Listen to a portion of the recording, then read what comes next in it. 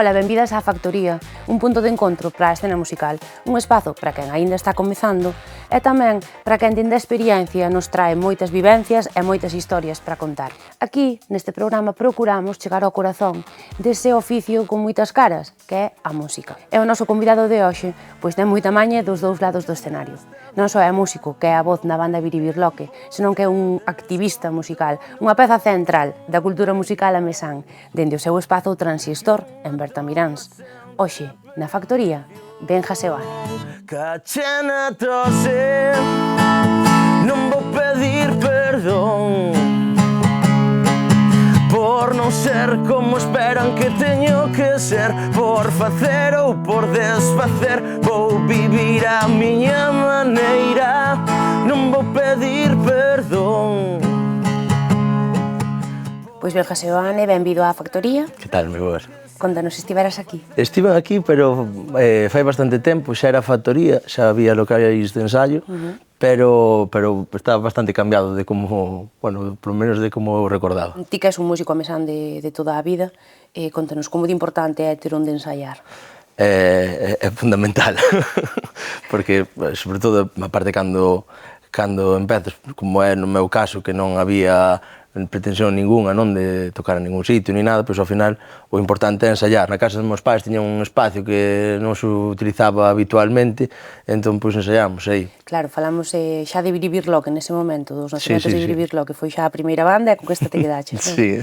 Penso que, ademais, o vosso primeiro concerto de Biribirloque veu dado precisamente de que toda a aldea vos oía ensaiar ali na casa de teus pais, non? E vos dixo, bueno, a ver, xa que... Sí, a verdade é que o local de ensaio foi unha boa publicidade, porque é un local, a día de hoxe, claro, sigue existindo, é un local que ten un mogollón de cristalera, está bastante elevado, e claro, pois ao final, cando tocábamos, pois escoitábanos toda a aldea. Que aldea? Eu son de Bugallido, de Guimaráns, e aparte, pois, cadraba xusto, pois, na subida, creo que de Bugallido, Guimaráns, Ortoño, cara a Bertamiráns, todo o mundo nos escoitaba. E daí, pois, sí que é certo, que foi cando nos propuxeron de, tedes unha banda, por que non facedes un concerto? Ese foi o primeiro concerto de... Sí, foi o primeiro concerto de Biribirloque. Ademais, ti a música vívela dende sempre, dende neno xa tiñes esa pulsión pola música?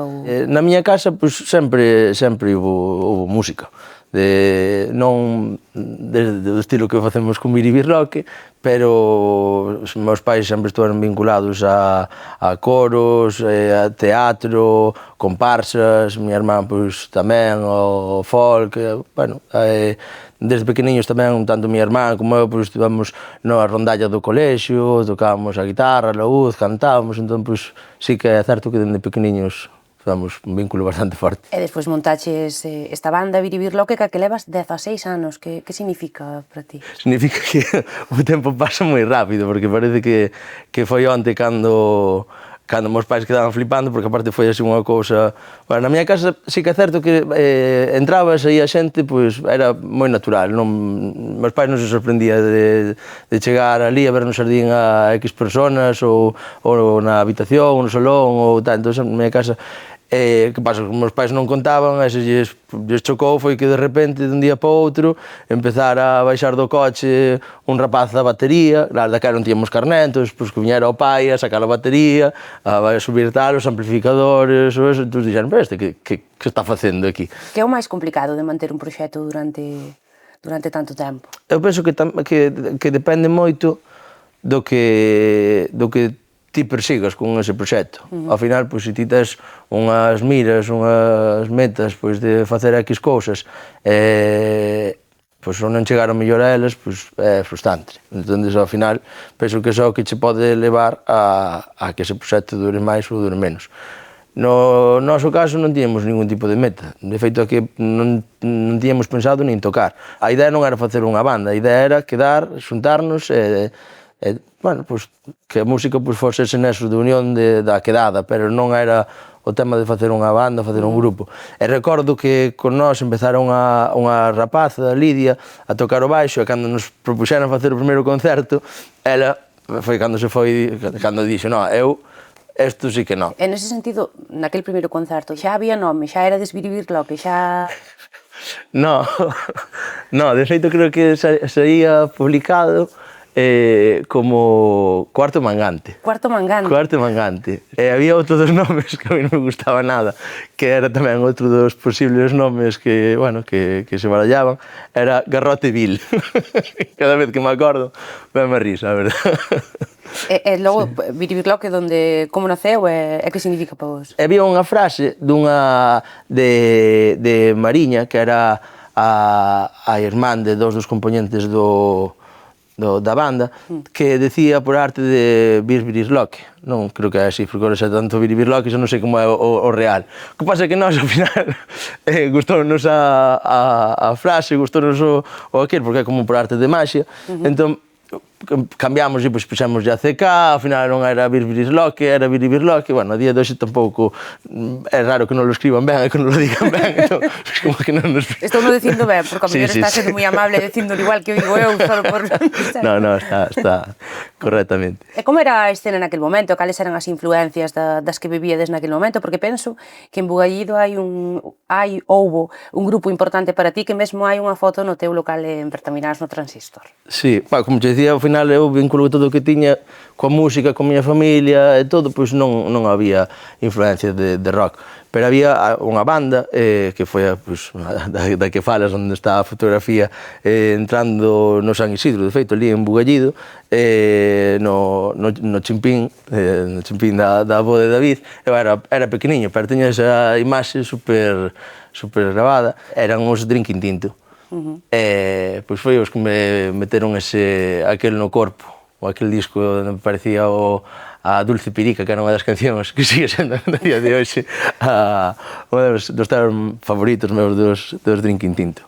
E como creades cancións en Biribirloque, non? Partindo de que o que vos gusta é quedar para ensaiar e estar xuntos e tal, como xorden as cancións? Non hai nada marcado, é que a parte, claro, pensa que levamos, pois eso, 16 anos, pero que nese tempo, a parte de que nos colleu a nós en etapas moi diferentes da vida, pasou moitísima xente tamén pola banda. E claro, ao pasar tanta xente pola banda, cambia tamén a maneira de compoñer, porque, pois, ao principio, todos queríamos compoñer, todos queríamos deixar marcado a nosa huella aí, entón peleámonos un co outro. Mellor había unha canción que nos gustaba, que nos encantaba, que trouxo fulanito, Menganito dicía, pues espera, se lle metemos isto, que non pintaba nada, que non tiña, sabes, que non tiña nada enriquecedor, a mellor para ese tema, pero todos intentábamos meter aí a pezuña.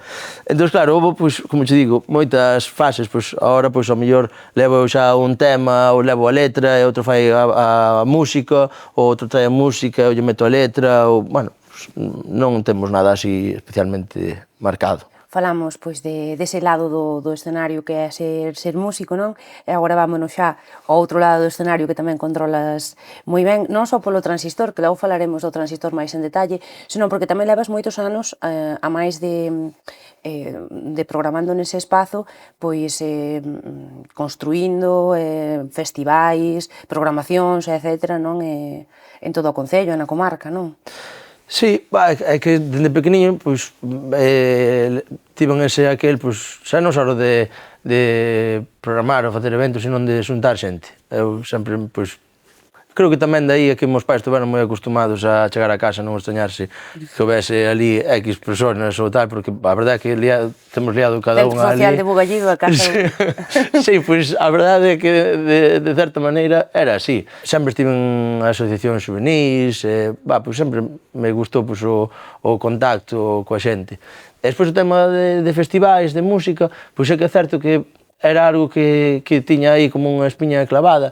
Feito eu, cando estaba estudando, pois os veráns casi nunca os podía pasar aquí porque tiña que marcharme fora a facer prácticas. E o último ano foi como que puxen as prácticas porque tiña ganas de facer un festival que fora conxunto con outros moitos compañeiros, que era o Vagalume que fixemos en Bertamiráns. Pois, este ano pasado, bueno, vamos xa 4 ou 5 edicións tamén facendo coa Comisión de Festas o Ameneiral, Romaría, Ameneiral, que é así como, chamamos como Romaría Urbana e tal. Que son proxectos, ademais, nos que pois, a escena local ten o seu espazo. Creo que iso é unha das cousas máis importantes. Alguén para triunfar ten que irse fora, facerse un nome fora e despois vir aquí. E pois parece que cando ven aquí que ese é veciño meu, naceu aquí, e xa, pero tiñalo fai 2 anos antes de que pegara aquelo, antes de que dese ese salto, que lóxicamente pois é algo, pois xa estaba aí, por que non o recoñeceches antes? Por que non lle fixeches un espazo onde el pudese tocar ou pudese dar a ver o que ele está facendo? Eu penso que nos pecamos bastante. E nese sentido, como gran coñecedor, como ves a escena musical de Ames e da comarca en xeral? Pois a verdade é que vexo bastante potente, porque a verdade é que non sabería enumerar a cantidade de bandas, músicos, proxectos e tal que hai, pois simplemente no concello de Ames. Pois algunhas desas bandas, deses músicos e músicas ensayan aquí, na Factoría. E nos en cada programa queremos amosarvos pois un anaco da vida deste local, coñecendo algúns dos proxectos que medran nel. Ademais, teñen preguntas para os nosos convidados, así que hai que estar atento á reportaxe que imos ver de Del Otro Lado.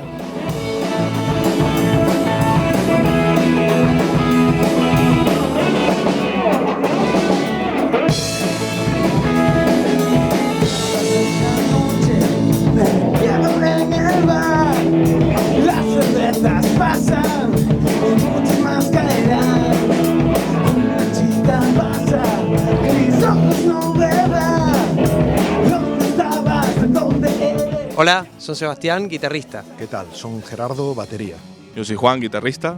Son Juancho, baixista. Eu son Martín, o Notas, o cantante. E todos xuntos somos Del Otro Lado.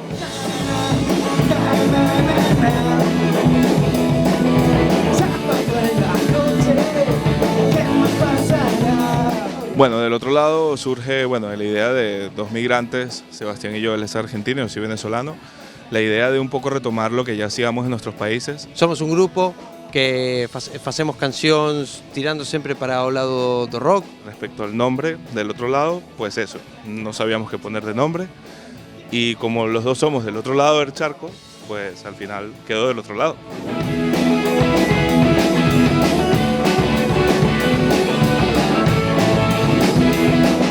A Factoría nós deunos moito da vida, creo que hai moi poucos lugares onde se poida decir, ostra, totalmente gratis, temos local de ensayo, ben preparado, con con estudio de grabación, agora solamente nos falta nada, poñer nos da nosa parte, crear uns bons éxitos e oxalá, pois, se cheguen ao mundo e que lles mole.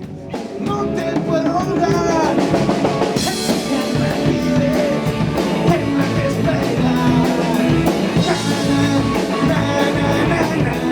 O Concello é o que nos apoia para poder facer os ensaios e grabacións, pero esas ensaios e grabacións, se non os escoita o público, non chegan a nada. Por iso penso que é fundamental dar as gracias aos locales que apostan pola música en directo.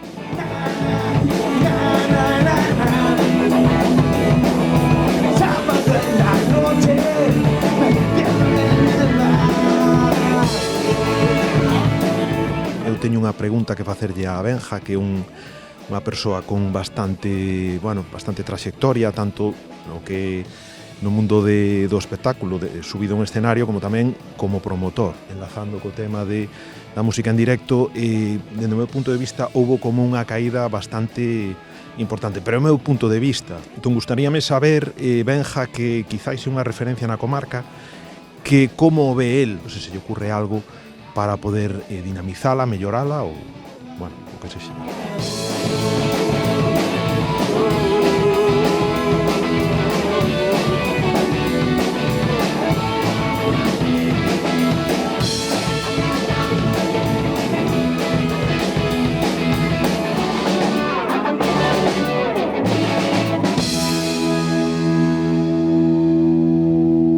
Pois así son Del Otro Lado, que, Benja, antes de contestar á pregunta que nos acaban de deixar para ti, penso que é un grupo que coñeces ben, por familia e tamén por asiduos algúns, non, do Transistor. Sí, coñezos ben.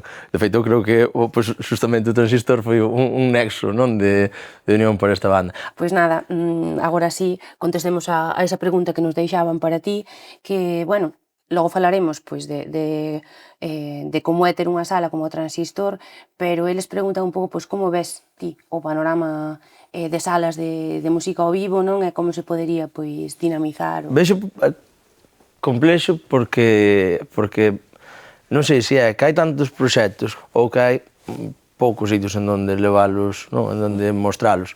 Porque, claro, sempre digo que eu non programo, que eu realmente organizo as solicitudes, non? Que chegan, porque a verdade é que ata día de hoxe creo que non busquei a nadie que viñese a tocar ao Transistor. Se hoxe me poño a ordenar todas esas solicitudes e a poñerlles data e tal, eu penso que teríamos programado un ano ou máis daqui a lá.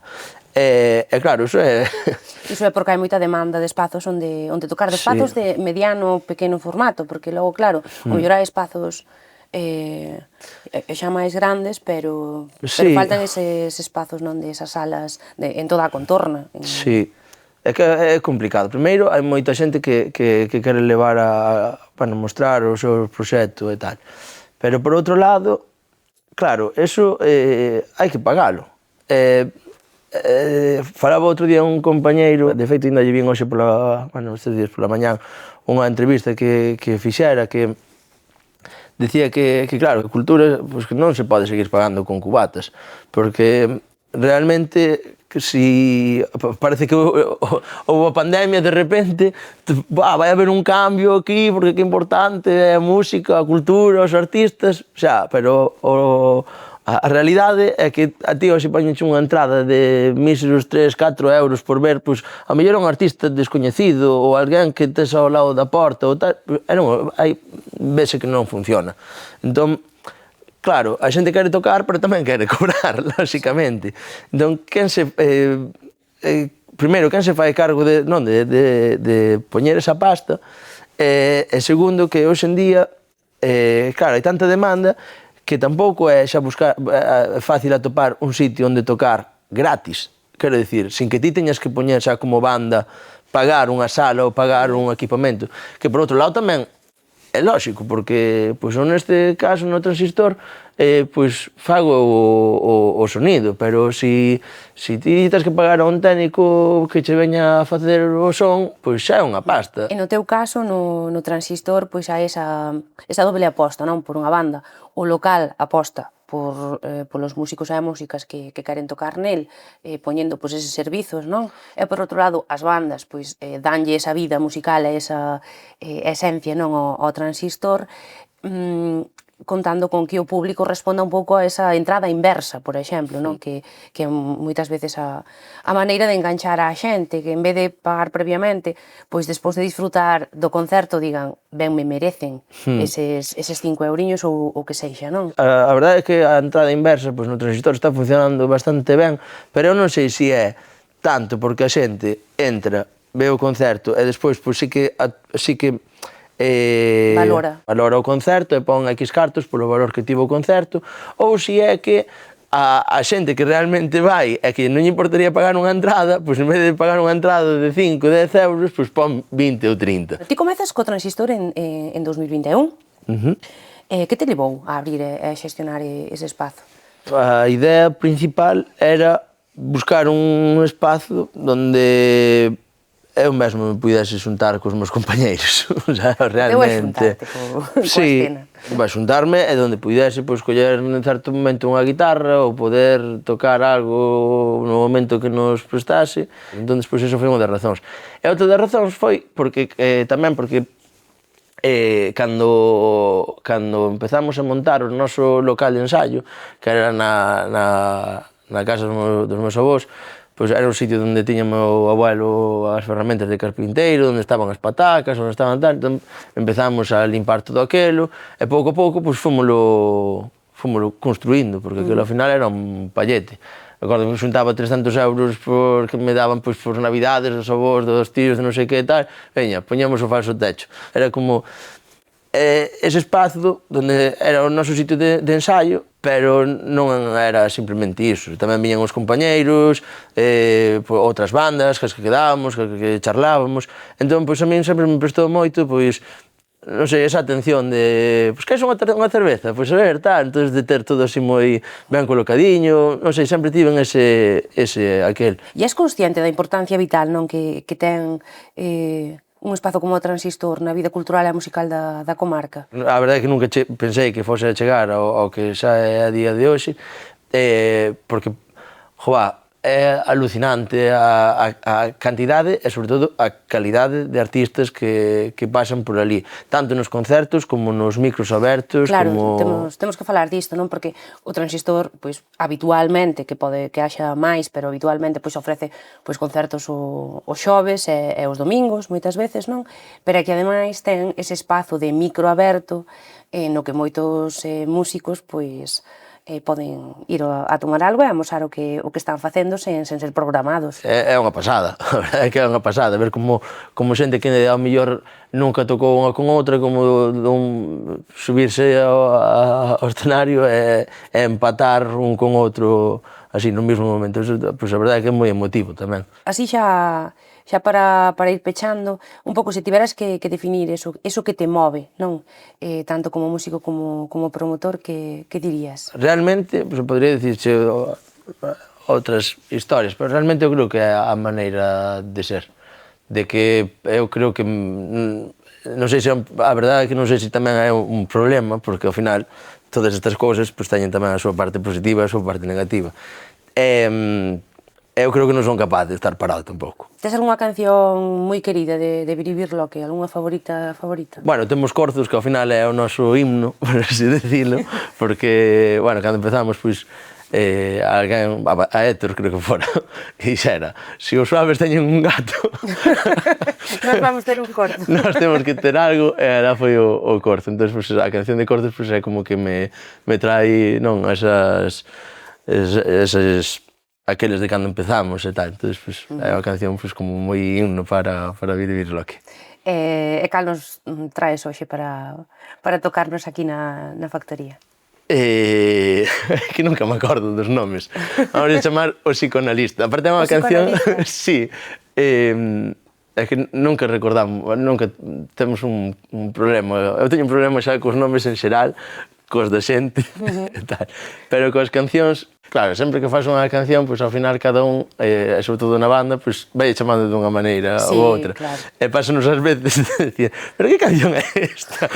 Porque, claro, ao final cando tens que sacar pois, as plataformas ou un disco ou algo, hai que buscar un nome que máis ou menos nos preste a todos. Esta canción témola gravada desde fai xa unha boa temporada, pero aínda non a sacamos. O sea, que é exclusiva. É exclusiva, en primicia de todo. Xa tocamos algo en concertos e tal, pero bueno, nas redes, en plataformas e así non hai nada. Bueno, tamén é moi diferente a tocala con banda que aquí en acústico, como imos ver agora, non? Sí. De todas formas, pois nada, grazas por traernos esa música, aínda que non sexa no formato Biribirloque enteiro. Benja Seoane, moitas grazas por estar hoxe aquí con nós. Graciñas a vos. E quedamos pois coa súa música. Xa me lembrei do título da canción, non? O Psicoanalista. É Cache na tose. Vamos alá.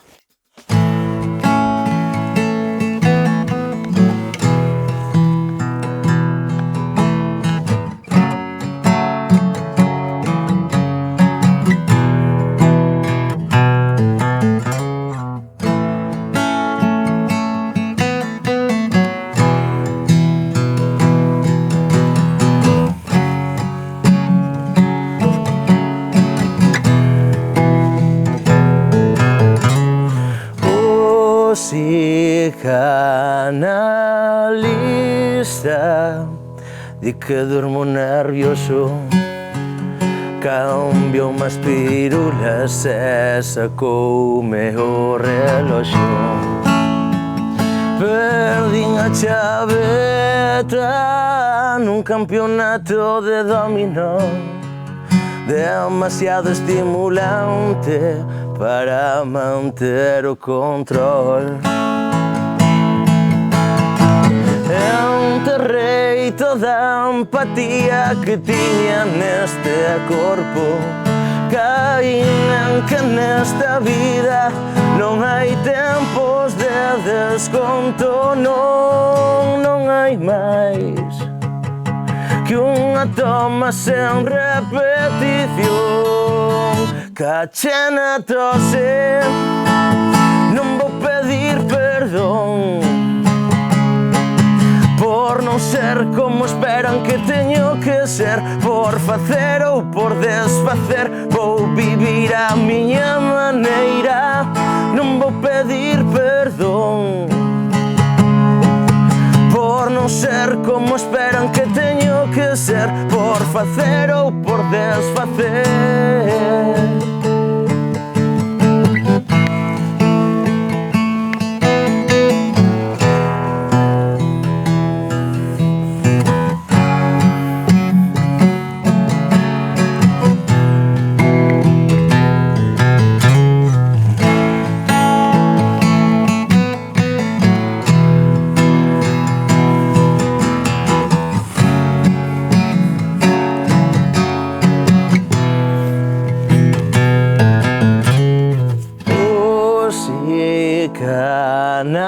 Canalista, enterrei toda a empatía que tiña neste corpo.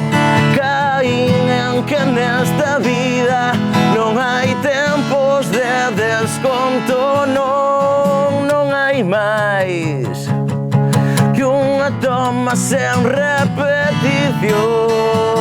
Caché na tose, non vou pedir perdón